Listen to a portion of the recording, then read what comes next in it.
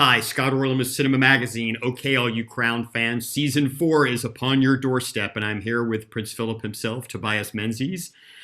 Philip, it's interesting because the show has chronicled so much of history with the royal family, but now it's starting to intersect with maybe memories that you have in your own life Mm. of actual occurrences that have happened in British history.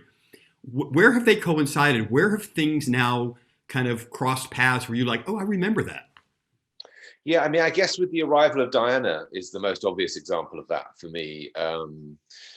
She was a bit more of my generation, and I remember her arrival really into that family, and I obviously very clearly remember sort of later on in the story and her death, which was such a kind of momentous occasion for this nation. But yeah, that's been a really interesting aspect of doing the fourth season. Is it is definitely getting nudging into my own lifetime and my own experiences, which is both really kind of interesting and but also kind of there's certainly a sort of a dissonance about it. One of the intriguing aspects of this show is we all get glimpses of the royal family through television appearances, and things like that. But you're artistically walking through their on in their shoes, and I'm wondering what insights have you come up? Have you become more empathetic? Were there things that you became more intellectually curious about of going through this experience? Yeah, I mean, I've definitely ended up thinking about them a lot more than I ever have before. And it's always interesting to discover things and look into an area of life that you haven't really spent a lot of time thinking about.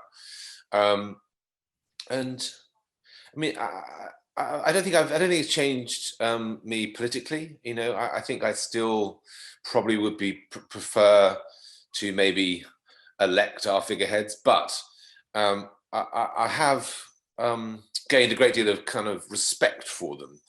Whatever you think of the institution politically, there's no doubt that they work hard, they take the position seriously, and Philip is no exception to that. He works very hard. He's carved out, an authoritative position, and yeah, you have to have respect for that. If you had the opportunity to maybe have high tea with Philip, what would be the one question that you, after going through this experience, that you just want to ask him? Really good question. This was always too many, really, but I think, yeah, I mean, having done touched on this part of the story in season 4, I would be interested to hear his side of um, trying to broker a sort of rapprochement between his son and Diana. That must have been an extraordinary stressful time for the family as that got worse and worse, and obviously where it ended up, and um, and obviously the mother of his grandchildren.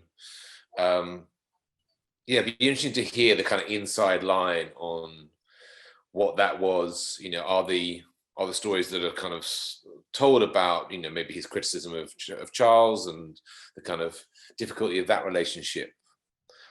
Yeah, what his what he would say about that. He probably wouldn't answer, but I'd certainly be interested to ask.